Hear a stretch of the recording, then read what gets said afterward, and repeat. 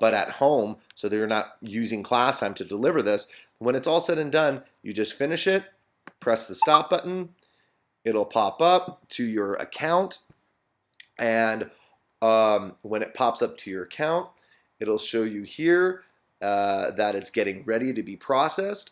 And the thing with Loom is it keeps a library of the videos that you do. So you never have to store them on your desktop. You don't have to do anything like that. It stores it in some cloud somewhere, and you have access to the URL that you can then use into PowerSchool, so students also can have access to it.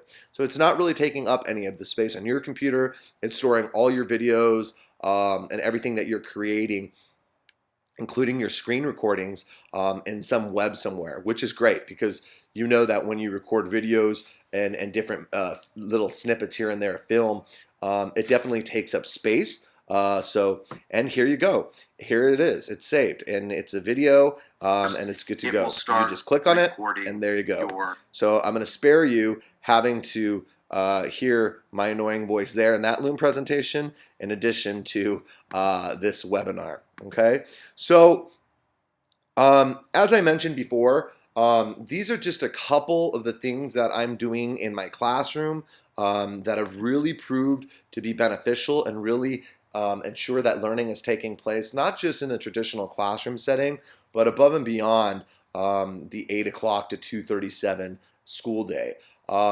In the flipped model, I really front load a lot of my things, which has required me to lesson plan way ahead of the game. So my students will go home, they will have a lecture with a PowerPoint presentation or a primary source analysis with my voice there, and they'll go through that, they'll listen to that. Then what I'll usually have students do to ensure they actually listen to the lecture is my formative assessment that day will be students going and taking participating in a classroom discussion where they have to add a couple questions about the lecture that they had, or they will bring up and highlight a few points that they want to address tomorrow, the next day in class. Something very simple, just because of the fact that these really will show me that who actually listened to the lecture and who didn't. It will basically provide me with the structure needed so I can do a quick formative assessment to see where my classroom or where my students are still struggling at in regards to the material, and will really contribute to me and dictate to me what activities I'm going to do the next day in class to build on the lecture that students heard from the night before, okay, with a better understanding of where they truly are. So these are just 3 tools that I've utilized in my classroom that have really had a significant impact and have contributed to a flipped classroom setting in AP European History.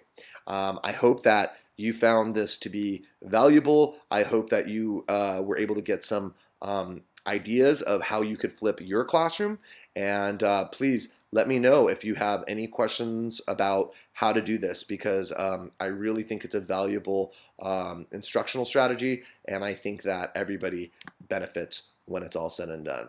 And with that note, I'm